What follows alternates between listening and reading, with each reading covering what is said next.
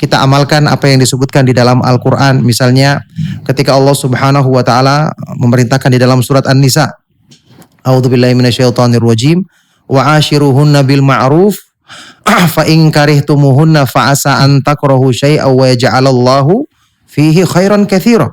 Pergaulilah istrimu dengan cara yang baik.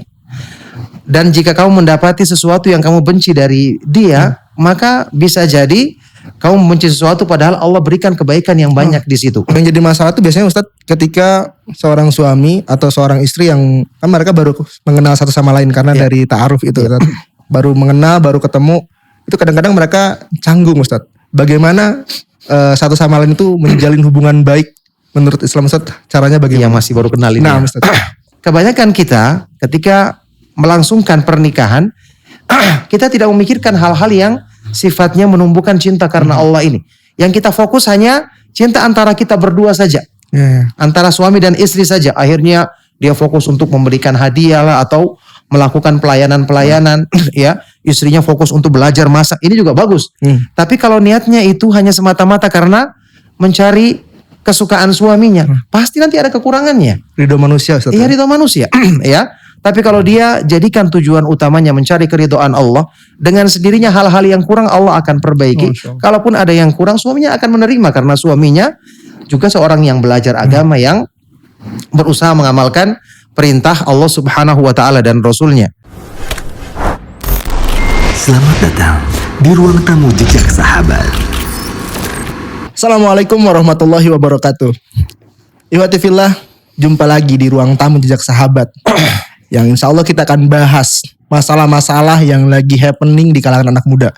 Hari ini kita kedatangan guru kita, Al-Ustadz Abdullah Taslim Hafizahullah Ta'ala, yang menyempatkan waktunya di sela-sela safari dakwahnya. Masya Allah, Alhamdulillah. Pembahasan kali ini lumayan penting bagi yang sudah ataupun yang belum. Kita akan bab suami istri insya Allah. Kita akan bahas bab suami istri bersama Ustadz. Ustadz sehat Ustadz? Alhamdulillah. Masya Allah. Ustadz, ini perihal pernikahan Ustadz. Dimana sebelum nikah, ini biasanya ada seminar, ada majelis, ada ini itu Ustadz. Anak muda datang berbondong-bondong buat belajar itu. Cuma mereka lupa. Sebenarnya kan awal dari perjalanan nikah itu adalah ketika selesai akad. Itu mereka lupa untuk hal itu Ustadz. Jadi akan jadi masalah ke depannya. Ini sebenarnya harus gimana Ustadz? Sebelum nikah kita nih wajib pelajari doa-doa suami istri, adab-adab ya. Nah, bahasan-bahasan wali masyari dan sebagainya. Tapi ini kalau sudah nikah nih, hal apa yang urgent untuk suami istri untuk dipelajari Ustadz? Barakallahu fikum. Ya, hayakumullah. Alhamdulillah wassalatu wassalamu ala Rasulillah. Barakallahu fikum. Ini memang satu permasalahan yang ya cukup serius ya, dan pada kenyataannya keluhan-keluhan tentang masalah kondisi setelah pernikahan juga banyak kan. Apalagi seperti yang antum sebutkan tadi, ya ini yang dipelajari dalam kajian-kajian tentang ada pernikahan, hak-hak suami dan istri kan semua yang ideal-ideal semua. Betul, kan. Yang dari Nabi SAW atau dari sahabat atau dari istri-istri Nabi SAW yang semua gambaran ideal semua, sehingga sang suami ketika pulang, ketika menikah dengan istrinya, dia bayangkan istrinya seperti itu. Atau paling tidak 99% seperti itu. Istrinya juga membayangkan suaminya seperti itu. Ternyata setelah masuki kehidupan rumah tangga beda, mereka tidak siap untuk menghadapi hal yang seperti ini. Ini juga mestinya ya harus yang dipersiapkan oleh pasangan suami istri atau yang sudah menikah atau baru menikah, ya, yang akan menikah atau baru menikah. Dan seharusnya juga pemateri dari seminar-seminar tadi atau kajian-kajian pranikah tadi itu ya, harusnya menyisipkan materi tentang bagaimana menghadapi kondisi atau keadaan setelah menikah yang tidak sesuai dengan harapan kita. Ya pastinya kita semua laki-laki pengen istrinya seperti Aisyah radhiyallahu taala anha, seperti Khadijah radhiyallahu taala anha yang lahir dan batinnya menarik begitu ya. Sebagaimana istri juga menginginkan kita seperti Rasulullah SAW, seperti Abu Bakar As-Siddiq atau sahabat yang lain radhiyallahu taala anhum ajmain. Maka pembahasan mengenai masalah ya bersabar, kemudian menumbuhkan cinta karena Allah, kemudian menjadikan pernikahan untuk saling tolong menolong dalam kebaikan dan ketaatan. Berarti kita amalkan apa yang disebutkan di dalam Al-Quran. Misalnya ketika Allah Subhanahu wa ta'ala memerintahkan di dalam surat An-Nisa, A'udzubillahi minasyaitonirrajim, wa ashiruhunna bil ma'ruf fa in karihtumuhunna fa asa an takrahu syai'an wa yaj'alallahu fihi khairan katsira. Pergaulilah istrimu dengan cara yang baik. Dan jika kamu mendapati sesuatu yang kamu benci dari dia, maka bisa jadi kamu membenci sesuatu padahal Allah berikan kebaikan yang banyak di situ. Tentu ada batasannya. Ya, ada orang yang kadang-kadang terlalu berlebihan, sedikit saja kekurangan dari suaminya atau istrinya, maka dia langsung bersikap melampaui batas, langsung menginginkan cerai, langsung pulang ke rumahnya. Ini tidak benar. Ya, harusnya dia melihat dirinya sendiri apakah dia juga sudah sempurna. Ada juga yang terlalu lunak, istrinya sudah melakukan pelanggaran, suaminya sudah pelanggarannya benar-benar tidak sholat misalnya, sudah melakukan hal-hal yang sudah pantasnya untuk dia berpikir untuk berpisah, tapi dia tidak lakukan juga. Ini dua-duanya tidak benar. Ya, makanya kita diperintahkan untuk bersikap adil di dalam Islam. Yang jelas, ya, yang harusnya dipersiapkan ketika setelah menikah, tentu semangat untuk saling menasihati dalam kebaikan, dalam ketaatan kepada Allah, saling mendoakan. Makanya perlu sejak awal-awal pernikahan itu memupuk cinta karena Allah. Karena kalau kita menjadikan cinta itu karena Allah, ya, kita ajak sama-sama untuk semakin rajin mengikuti ta'lim, saling memperbaiki diri dalam hal iman, dalam hal tauhid, kemudian saling menasihati dalam pelaksanaan sunnah di dalam rumah tangga kita. Yang seperti ini akan memperbaiki keadaan insya Allah. Karena sewaktu kita menasihati kekurangan dari pasangan kita, kita niatkan ini untuk menyempurnakan cinta karena Allah. Ya, kita pernah mendengar sebuah hadis Rasulullah Shallallahu Alaihi Wasallam yang sahih. Rasulullah Shallallahu Alaihi Wasallam bersabda, rahimallahu imra'an qama minal laili fatawadda'a wa shalla thumma ayqadha imra'atahu fa in abad nadha fi wajhal ma'. Semoga Allah merahmati seorang laki-laki yang bangun di malam hari, kemudian dia melaksanakan sholat malam, dia berwudu, kemudian dia sholat malam, setelah itu dia membangunkan istrinya untuk ikut sholat malam bersamanya. Kalau istrinya enggan, dipercikan pada wajahnya air. Sebaliknya juga, rahimallahu mra'atan, semoga Allah merahmati seorang istri yang dia bangun di malam hari, berwudu, kemudian sholat, setelah itu membangunkan suaminya, menggugah suaminya. Kalau enggan, dipercikan pada wajahnya air. Di sini di awalnya didoakan rahmat, menunjukkan perbuatan ini mendatangkan rahmat Allah. Dan mungkin kadang-kadang agak sedikit menyakitkan ya. Bayangkan dipercikan di wajahnya air, agak juga kan. Lagi tidur lagi. Mungkin dia beralasan lagi capek. Tapi ini sebab yang mendatangkan rahmat Allah. Masya Allah. Ya, jadi kebanyakan kita ketika melangsungkan pernikahan, kita tidak memikirkan hal-hal yang sifatnya menumbuhkan cinta karena Allah ini. Yang kita fokus hanya cinta antara kita berdua saja, antara suami dan istri saja. Akhirnya dia fokus untuk memberikan hadiah lah atau melakukan pelayanan-pelayanan. Ya, istrinya fokus untuk belajar masak. Ini juga bagus. Tapi kalau niatnya itu hanya semata-mata karena mencari kesukaan suaminya, pasti nanti ada kekurangannya. Ridho manusia, Ustaz. Iya, ridho manusia. Ya. Tapi kalau dia jadikan tujuan utamanya mencari keridhaan Allah, dengan sendirinya hal-hal yang kurang Allah akan perbaiki. Kalaupun ada yang kurang, suaminya akan menerima karena suaminya juga seorang yang belajar agama, yang berusaha mengamalkan perintah Allah Subhanahu wa taala dan Rasulnya. Makanya dalam sebuah hadis yang diriwayatkan Imam At-Tirmidzi dengan sanad yang dinyatakan sahih atau hasan oleh Syekh Al-Albani rahimahullah taala tentang masalah tadi, Rasulullah sallallahu alaihi wasallam bersabda, "Manil tamasa ridallah fi sakhatin nas, radhiyallahu anhu wa ardu anhu nas, wa manil tamasa ridon nas fi sakhatillah, sakhitallahu alaihi wa askhata alaihi nas." Barang siapa yang berusaha mencari keridhaan Allah meskipun manusia murka kepadanya, maka Allah akan ridho kepadanya dan Allah akan menjadikan manusia ridho kepadanya. Masya Allah. Tapi sebaliknya, barang siapa yang mencari keridhaan manusia dengan resiko kemurkaan Allah, Allah akan murka kepadanya dan menjadikan manusia juga murka kepadanya. Naudzubillah min dzalik. Masya Allah, Ustaz. Jadi intinya dua-duanya harus belajar lagi. Dua-duanya harus belajar. Ya, salah satunya dengan majelis ta'lim, datang kajian, Ustaz. Ini bagaimana, Ustaz, jika seorang suami ini karena baru menikah, terus ilmunya juga belum dalam-dalam amat tentang ilmu pernikahan, pasca pernikahan belum dalam-dalam amat, dan dia tuh bingung sebenarnya posisi laki-laki itu mendidik dalam pernikahan itu untuk mendidik istrinya di mana, Ustaz? Ya, barakallahu fikum. tadi sudah kita jelaskan dari awal ya. Memang disinilah peran, termasuk peran dari ustadz yang menjelaskan masalah ini itu penting sekali dari awal-awal nikah.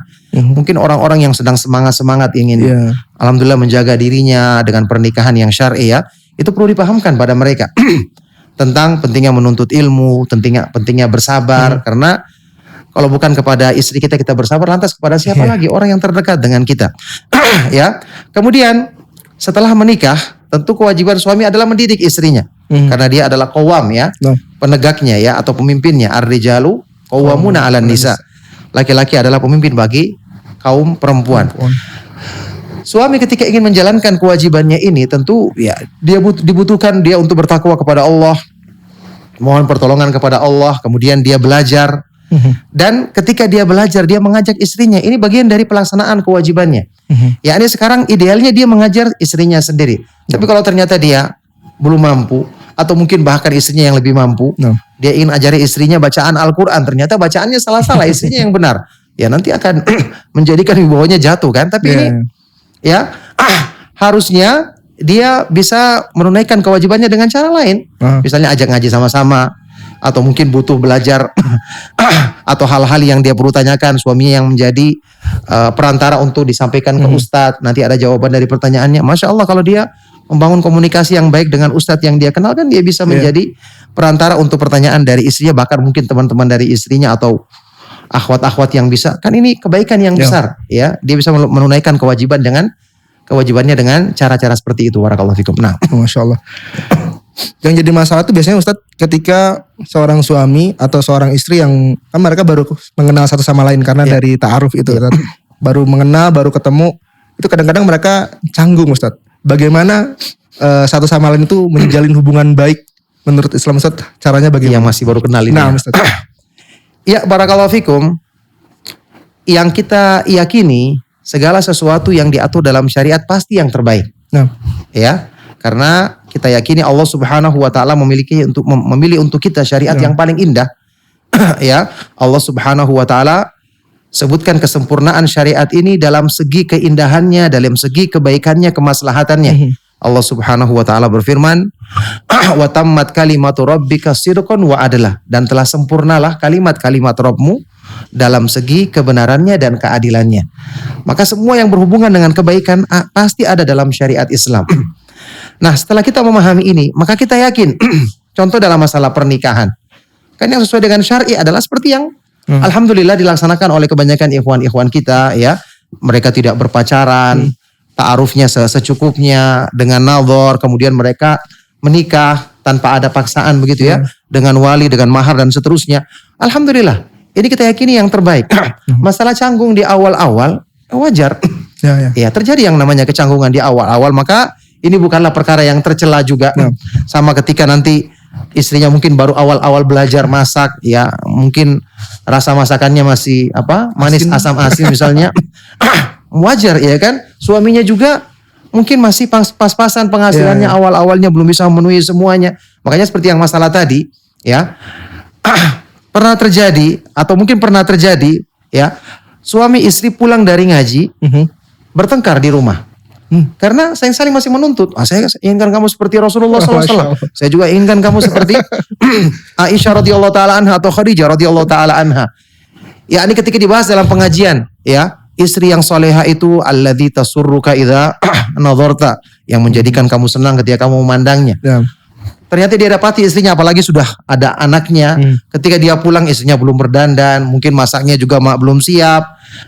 Kemudian banyak kekurangannya. Akhirnya suaminya menuntut. Istrinya langsung mengatakan, bagaimana saya bisa menjadi indah dalam pandanganmu sementara kamu tidak memberikan ini uang yang lebih untuk pakaian yang indah misalnya, atau untuk perawatan atau yang sejenisnya. Ini kan perkara-perkara seperti ini harus dimaklumi semuanya, bahwasanya dia punya kekurangan, Anda juga punya kekurangan. Saya dulu ingat ada tulisan yang lama tersebar dari salah seorang ustadz kita yang judulnya apa itu?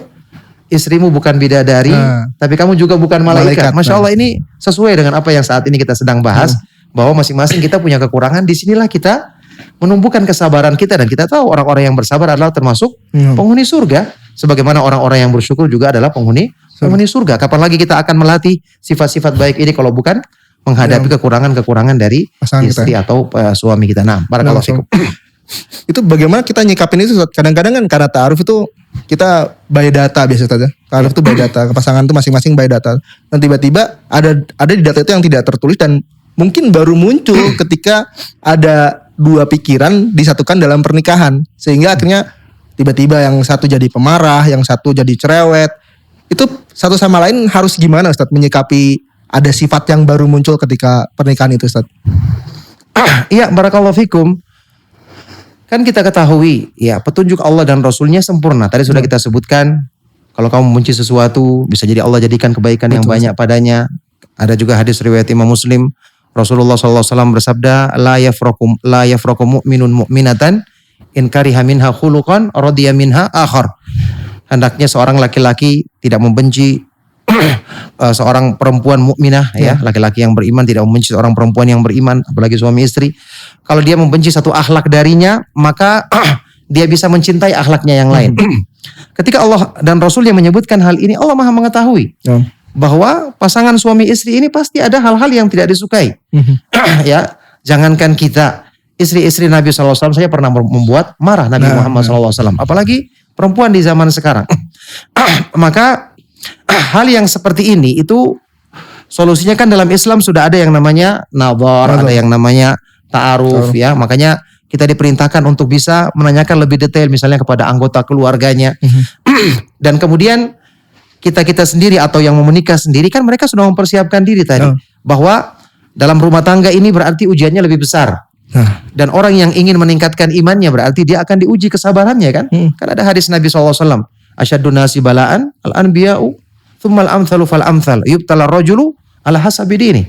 Orang yang paling besar cobaannya adalah para nabi, kemudian yang setelah mereka. Masing-masing orang diuji dengan sesuai dengan kekuatan imannya. Ketika dia melangkah, ini kan kebaikan besar. Godaan syaitan besar. Kita pernah dengar hadis riwayat Bukhari Muslim kan, ketika iblis mengumpulkan bala tentaranya, yang paling didekatkan apa? Yang bisa membuat perpecahan di antara suami dan istri. Berarti ini termasuk target utama iblis. Maka kita berjuang untuk melawan tipu daya mereka dalam hal ini. Dengan kita bersabar, dengan kita membenarkan tujuan kita, dengan kita merenungkan bahwasanya ini adalah nikmat yang halal yang Allah berikan kepada kita. Kita syukuri, inilah yang terbaik untuk kita ya. Apa yang kita bayangkan dari hal-hal yang mungkin kita katakan kalau seandainya begini maka begini, maka tidak seperti itu. Itu cuma bayangan atau angan-angan dari syaitan. Ya, misalnya ada orang yang berpikir, saya menceraikan istriku, menikah lagi. Ternyata dia dapati yang kedua lagi, bisa lebih buruk keadaannya. Kalau bukan dia lakukan karena Allah ya, karena Allah Subhanahu wa taala pastinya akan berpaling dari hamba yang melakukan sesuatu bukan karena mencari keridhaannya. Itu yang harusnya menjadi pertimbangan kita semua. Barakallahu fikum. Nah, ini Ustadz kadang-kadang nih kalau baru nikah nih kan ya kita seorang suami adalah seorang anak dari orang tuanya, seorang istri ada seorang anak dari orang tuanya. Dan ketika itu diambillah istri dari orang tuanya oleh si suami. Sehingga kan kadang-kadang orang tua tuh kadang-kadang masih mikir ini masih anak saya. Akhirnya masuklah tekanan-tekanan kepada satu sama lain dari orang tua, dari mertua, ada intervensi masuk. Kadang-kadang bikin risih Ustadz, kadang-kadang bikin risih dari suami atau istri untuk menghadapi itu.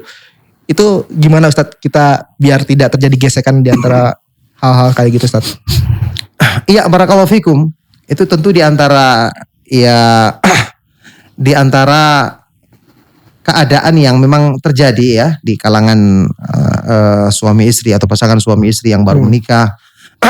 Maka dalam hal ini ya tentu saja kita diperintahkan di dalam Islam kan berbuat baik kepada istri kita, kemudian anggota keluarga termasuk pada mertua perlu kita jelaskan. Kita dari awal mungkin kita berusaha mendekat kepada mereka. Mendekat dalam artian kita berusaha meyakinkan kepada mereka bahwa insya Allah anak ibu ini saya bawa, anak bapak saya bawa, saya akan bertanggung jawab. Mungkin kita tunjukkan sikap yang baik. Lagi pula kalau kita tinggalkan kita juga akan punya waktu untuk mengunjungi mereka. Dengan menunjukkan hal-hal yang baik seperti ini insya Allah mereka akan memahami. Jangan dipisahkan. Jangan dipisahkan. Dan kita orang yang ngaji tentu harusnya lebih bisa mendekati orang yang awam. Jadi orang awamnya salah malah kita juga balas dengan kesalahan. Dia marah kita juga balas dengan kemarahan. Ini kan memutus silaturahim, dilarang juga di dalam Islam. Artinya kalau kita mengamalkan Islam dengan sebaik-baiknya, kita berusaha memperbaiki yang salah, maka dengan itulah Allah Subhanahu wa taala akan memudahkan pertolongannya bagi kita. Nah, barakallahu fikum. Masya Allah. Tadi Ustadz menyinggung tentang bala tentara setan yang senang banget ya, atau bala tentara setan yang dapat piala paling tinggi adalah berhasil melakukan perpecahan antara suami istri. Ini qadarullah Ustadz terjadi salah satu hal pelanggaran syariat lah katakan di dalam keluarga. Iya. Itu solusinya apakah langsung bercerai atau dibicarakan dulu atau ada cara lain Ustadz? Misalnya nih kejadiannya yang lagi kejadian banget sekarang Ustadz. Ternyata adalah pasangannya itu adalah penyuka sesama jenis Ustadz. Itu harus gimana Ustadz? Iya, barakallahu fikum. Kan perbuatan maksiat bertingkat-tingkat. Ya. Atau bahkan sesuatu yang kita tidak sukai, kadang-kadang bukan maksiat juga berbeda-beda. Ya, dalam hal ini ketika terjadi yang seperti ini, yang terbaik setelah suami tersebut mengadu kepada Allah, minta pertolongan kepada Allah, dia bisa konsultasi sama orang yang berilmu untuk menilai keadaannya. Karena ada terjadi kesalahan, ada misalnya seorang istri termasuk orang yang bisa dinasihati, orang yang mau baik. Ada juga yang cuek sama sekali, mungkin dia tidak peduli sama suaminya. Ini tentu berbeda dalam menyikapinya. Atau mungkin kesalahan dari suami. Kan yang kita tahu di sini kaidahnya, Imam Ibnu Qayyim rahimahullah taala pernah menyebutkan ucapan sebagian dari ulama salaf. Ya, yang mengatakan inni la a'sillaha fa ara dzalika fi khuluqi imraati. Ulama salaf mengatakan, salah seorang dari mereka mengatakan, saya pernah berbuat maksiat kepada Allah, maka Allah perlihatkan dampak buruknya pada akhlak istriku. Bayangkan saja suaminya berbuat maksiat di luar, pulang-pulang istrinya ternyata menampakkan perlakuan yang tidak baik. Atau istrinya berbuat maksiat ketika suaminya pergi, pulang-pulang suaminya langsung berkata-kata kasar kepadanya. Jadi yang saya katakan tadi, kaidahnya kita harus berusaha mendekatkan diri kita kepada Allah. Karena kalau kita dekat kepada Allah, semua hati manusia kan Allah yang kuasai. Ya, Ibnu Qayyim rahimahullah taala mengatakan, man qarrat ainuhu billahi qarrat bihi kullu ain. Barang siapa yang sejuk hatinya ketika mendekatkan diri kepada Allah, maka semua orang akan senang dekat dengan dia. Ya, ini akan memudahkan bagi dia. Cuma karena masalahnya, kendala kita yang terbesar adalah masalah iman, kurang ikhlas dalam berbuat, ya, selalu menginginkan hawa nafsu yang dipenuhi. Akhirnya kendala-kendala seperti ini yang terjadi. Orang yang berbuat salah bisa terjadi ya, berbuat maksiat. Tapi kalau seandainya suaminya adalah orang yang baik hubungannya dengan Allah, maka insya Allah hatinya, istrinya siapa yang kuasai kalau bukan Allah subhanahu wa ta'ala. Jadi ini yang perlu kita banyak perbaiki, introspeksi diri. Kalau kita lihat kesalahan dari istri kita, kita harus ingat bisa jadi karena kita sendiri ada masalah di luar yang kita anggap kadang-kadang tidak ada hubungannya sama ini. Ternyata Allah subhanahu wa ta'ala maha tahu, maka Allah jadikan dampak dari keburukan yang kita lakukan ada pada tingkah laku istri kita tadi. Nah, barakallahu fikum. Andai saja terjadi perpisahan, andai kata suami istri harus berpisah, apakah Islam mengatur cara perpisahan tersebut, Ustaz? Iya, jelas, barakallahu fikum. Pertama, di dalam Islam hukumnya bercerai, ya, kalau memang sesuai dengan syariat, dengan jalur yang benar, dengan tahapan-tahapan seperti yang diajarkan dalam Islam, tidak tercela. Ya, hadis Rasulullah Shallallahu Alaihi Wasallam yang menyebutkan apa? Abghadul halal ilallah at-talaq. Ini yang rajih adalah hadis yang lemah. Ya, perkara yang halal yang paling dibenci oleh Allah adalah cerai. Ini hadis yang lemah, tidak sahih. Ya, karena para sahabat di antara mereka ada yang bercerai atau tidak? Para sahabat Nabi SAW. Bukan cuma ada banyak gitu ya. Artinya bercerai karena sesuatu yang sesuai dengan syar'i itu bahkan kalau memang sudah sebab-sebabnya sudah pantas untuk cerai, harus dilakukan. Karena kalau tidak membahayakan bagi agamanya. Iya kan? Makanya Islam mengaturnya, ya. Islam memberikan aturan-aturan tentu seperti ketika terjadi pelanggaran misalnya seorang istri kan Islam mengatur.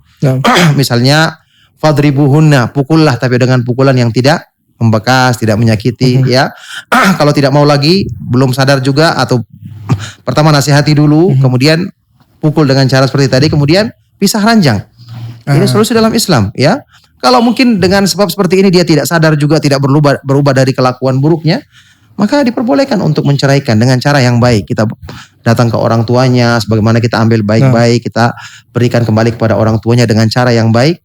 Maka bisa jadi dengan sebab ini Allah Subhanahu wa ta'ala jadikan keduanya dapatkan pasangan yang lebih baik. Karena di dunia kan kita bisa bertemu dan berpisah. Yang penting kita tidak berpisah dari ridho Allah Subhanahu wa ta'ala, itu yang kita inginkan. Barakallahu fikum. Nah, bagaimana kondisi anak, posisi anak ketika terjadi perceraian? Ya, itu siapa yang harus mendidik Atau siapa yang berwenang untuk merawat anak tersebut, Ustaz? Iya, barakallahu fikum. Ini Islam mengaturnya dengan rinci tentang masalah ini. Ya, tentang masalah ketika ada perceraian, kemudian siapa yang menanggung anak. Ya, ada beberapa hadis yang sahih yang menyebutkan bahwasanya anak itu yang paling berhak untuk mengasuhnya adalah ibunya, karena ketika dia hamil, ya kan, anak itu menjadikan perutnya tempat tinggalnya, dan secara akal juga kita saksikan seorang ibu tentu lebih sayang kepada anaknya ketika dia masih kecil. Nanti kalau dia sudah balik, sudah dewasa, maka anak tersebut disuruh memilih. Ya, dan tentu nanti mungkin dalam pengadilan syariat atau KUA mungkin yang bisa menjadi penengah dalam masalah ini supaya nanti mengatasi resiko-resiko kayak pertengkaran atau sampai terjadi hal-hal yang tidak diinginkan. Kalau sudah balik dia suruh memilih. Apa yang dia pilih maka itu yang diikuti sesuai dengan pilihannya. Itu kalau dalam kondisi normal, tapi kalau dalam kondisi darurat misalnya anaknya masih kecil tapi ibunya akhlaknya tidak benar, apalagi rusak, ya tentu kita bisa mengambilnya. Kita bisa mengambil karena ini kondisinya darurat. Tapi dengan kondisi ke pengadilan syariat itu pengadilan diperbolehkan dalam pengadilan untuk melakukan hal tersebut kalau kondisi darurat. Barakallahu fikum. Nah, bagaimana dengan harta gonogini dalam Islam, Ustaz? Apakah ada Islam mengatur harta gonogini? Harta gonogini kalau dalam artian setiap perceraian nanti istri berhak mendapatkan sekian dan sekian dari harta yang diusahakan bersama selama mereka menikah. Kalau itu bukan dari hasil usaha istrinya, maka istrinya tidak berhak. Kecuali dalam hal-hal yang berhubungan dengan misalnya biaya dia selama masa iddah, ya karena belum pisah kan ya. Talak 1 sama talak 2 kan dia masih masa iddahnya 3 kali haid kan. Itu masih dibiayai karena dia masih istri kedudukannya. Adapun kalau sudah bercerai, kemudian juga harta tersebut adalah harta usaha suami sendiri, jelas-jelas suaminya yang mungkin berdagang atau mungkin bekerja di kantor atau yang lainnya istrinya tidak bekerja, maka istri tidak berhak mendapatkan kecuali yang tadi saja biaya selama masa iddahnya. Kalau sudah selesai sudah selesai. Nah, barakallahu fikum. Ini sudah jelas sekali Islam mengatur. Iya, mengatur. Kecuali kalau misalnya istrinya ikut andil dalam suaminya dagang, dia bantu-bantu, kemudian dia juga ikut berdagang. Kadang-kadang kan seperti itu. Kalau seperti ini keadaannya, maka harta yang merupakan bagiannya diperkirakan nanti diberi sesuai dengan usahanya dia. Persentase ya persentasenya yang dari usahanya. Barakallahu fikum. Nah, ya. Ini kalau andai saja ketika seorang yang berpisah, suami istri berpisah, dan kan kita nggak tahu, Ustaz, yang membolak-balikkan hati Allah. Tiba-tiba suatu hari kemudian itu ada suami atau istri yang ingin balik lagi, Ustaz. Itu bagaimana cara balik laginya, Ustaz? Ya, barakallahu fikum. Kalau kan perpisahan itu bisa jadi yang paling sering adalah karena talak, ya, cerai. Yang kita bahas tentang talak saja. Sekarang talak 1, talak 2, ini kan disebut talak roji'i, bisa balik lagi. Contoh misalnya, terjadi seorang suami mentalak istrinya, dan talaknya sudah sah gitu ya. Talak 1. Kalau dia kembali di dalam masa iddah, karena masa iddah masih istrinya, ya kan, dia tinggal mengumpuli istrinya maka selesai, sudah balik. Tapi telah jatuh talaknya, 1, ya kan. Kalau ternyata selama masa iddah dia tidak kembali, maka terpisahlah mereka berdua seperti orang asing lagi. Tapi masih boleh menikah, menikahnya dengan cara biasa lagi, tetap dengan nanti akad nikah lagi, mahar lagi, kayak baru nikah lagi pertama kali. Itu kalau talak 1 dan talak 2 masih diperbolehkan, ya. Kalau dia kembali di masa iddah berarti langsung saja tanpa perlu menikah lagi karena masih suami istri. Kalau sudah selesai masa iddahnya ternyata dia berpikir untuk kembali, istrinya juga belum menikah, dia juga pengen kembali, ya sudah, dia menikah lagi dengan akad yang baru, mahar yang baru, wali dan seterusnya, iya kan? Itu kalau talak 1 dan talak 2. Adapun kalau talak ketiga kan sudah tidak bisa lagi. Ya, kecuali hatta tankiha zaujan ghairahu, sampai dia menikah dengan suami yang lain gitu ya. Baru pisah lagi. Ala kulli hal, kalau sudah talak yang ketiga, maka dalam hal ini yang diperbolehkan untuk kembali lagi mereka kalau istrinya sudah menikah lagi, sudah menikah dengan pernikahan yang betul, kemudian selesai diceraikan, selesai masa iddahnya, baru boleh dia menikahinya lagi. Itu yang berhubungan dengan masalah talak, bedanya 1, 2, dan 3. Barakallahu fikum. Nah, Masya Allah, Ustaz. Ya. Ustaz, nasihat Ustaz bagi kaum muda nih yang baru saja mengawali kehidupan pernikahan, dan kalau ibaratnya kalau kita sebut baru terjun, Ustaz, di dunia pernikahan, dan juga bagi orang-orang yang ingin menikah, Ustaz. Boleh tafadhol. Iya, barakallahu fikum. Pertama, ya, setelah memohon pertolongan kepada Allah Subhanahu wa taala, ya kita harus sebagaimana yang kita yakini dalam pelajaran kajian-kajian tentang sunnah, bahwa pernikahan itu adalah ibadah. Berarti yang namanya ibadah ya mesti ada godaan syaitan. Ibadah itu ada pahala, kita bersabar. Seperti yang tadi kita sebutkan, tidak mesti setelah menikah itu semua keadaan seperti yang kita angan-angankan. Siapapun juga mau kalau seperti itu. Ya, dia dapati sang istri mendapati suaminya Masya Allah dewasa, baik, cukup keuangannya semua beres. Istrinya, suami juga mendapati yang seperti itu. Kita katakan kalau seperti ini keadaannya, jangan orang ngaji, orang awam saja bisa, iya kan? Orang awam bisa. Saya dulu pernah mendapatkan satu kisah seperti itu. Diceritakan sama saya punya saudari perempuan, cerita. Ada temannya Masya Allah ketika suaminya datang, sepatunya dibukakan, kemudian makannya itu harus hangat terus ketika dihidangkan. Saya cuma bertanya saja waktu itu, suaminya pekerjaannya bagaimana, penghasilannya cukup? Wah, suaminya ini kepala bagian orang kaya. Ya, saya bilang jangankan orang ngaji, orang awam juga bisa kalau seperti itu. Manusia kalau terpenuhi hawa nafsunya, gampang dia melakukan kebaikan. Ya, kenapa dalam Al-Quran Allah Subhanahu Wa Taala berfirman, wala yajrimannakum syana'anu qaumin ala alla ta'dilu i'dilu huwa aqrabu littaqwa. Janganlah kebencianmu terhadap satu kaum menyeret kamu untuk berlaku tidak adil. Bersikap adillah, karena itu lebih dekat dengan takwa. Apa artinya adil? Adil kata sebagian dari ulama salaf, dinukil oleh Imam Ibnu Qayyim, huwa alladzi idza ghadiba lam yudkhilhu ghadabuhu fi batil. Orang adil itu kalau dia sedang marah, kemarahannya tidak menyeret dia terjerumus dalam kebatilan. Wa idza radiya, kalau dia sedang senang, senangnya tidak menjadikan dia melampaui kebenaran. Jadi selalu dia sikapnya bukan dipengaruhi dengan marah atau tidak marah. Nah, sekarang sikap kita kebanyakan dipengaruhi dengan hal ini. Kalau kita sedang senang sama orang, Masya Allah kita ramah sambut dia. Belum minta tolong kita sudah tolong dia. Tapi kalau kita sedang ada masalah pribadi, minta tolong berkali-kali kita tidak gubris. Semua yang tidak terlihat jadi terlihat semua kesalahannya. Iya kan? Ini yang terjadi. Maka yang seperti ini harus menjadi perhatian bagi kedua suami istri yang sedang semangat-semangatnya. Mereka ini sedang berjuang di jalan Allah Subhanahu Wa Taala. Harusnya saling tolong menolong. Ada masalah-masalah yang mungkin ya tadi yang sudah kita bahas, kalau sampai kendala-kendala besar, yang satu melanggar tidak sholat sampai parah keadaannya, kayak tadi juga misalnya menyukai sesama jenis, dinasihati sudah berusaha dia sabar tapi tidak. Tapi ketika dia melakukan ini, suami atau istri dia tidak merasa risau karena semua kesabarannya, proses yang dia jalankan tidak sia-sia. Ini ibadah, mendapatkan pahala di sisi Allah Subhanahu Wa Taala. Ini justru akan semakin meningkatkan imannya, meningkatkan sabarnya, meningkatkan syukurnya. Ya, kita harus ingat orang-orang yang soleh saja Allah Subhanahu Wa Taala uji dengan istrinya atau dengan suaminya. Contoh seperti siapa, Asia bintu Muzahim, salah satu wanita pimpinan penghuni surga. Siapa suaminya? Fir'aun, termasuk orang yang paling kufur. Allah uji dia. Allah pisahkan mereka di dunia supaya Allah setelah ujian ini Allah jadikan pada dia untuk pasangan yang terbaik di akhirat. Nabi Nuh dan Nabi Lut alaihi wassalatu wassalam diuji dengan istrinya, dengan anaknya, bahkan orang yang terdekat. Jadi ujian-ujian seperti ini kalau kita jalani, niatkan ibadah, kan merupakan bagian dari pahala kita yang akan menjadikan kedudukan kita semakin tinggi, semakin mulia di sisi Allah Subhanahu Wa Taala. Maka kita harus mempersiapkan hal-hal yang seperti ini dengan tentu memohon pertolongan kepada Allah Subhanahu Wa Taala dan senantiasa mengoreksi diri dari kesalahan-kesalahan supaya kita selalu dekat dengan sebab-sebab yang membawa kita kepada keridhaannya. Barakallahu fikum. Nah, insyaallah Ustaz. Jazakallahu Ustaz. Sahabat-sahabat luar biasa. Pernikahan itu tidak hanya manis, tapi harus dibarengi dengan pahit.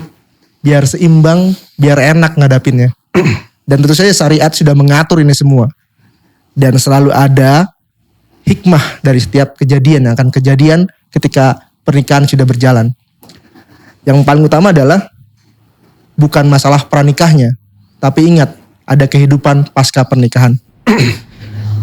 Ketemu lagi di Ruang Tamu Jak Sahabat di episode selanjutnya. Assalamualaikum warahmatullahi wabarakatuh.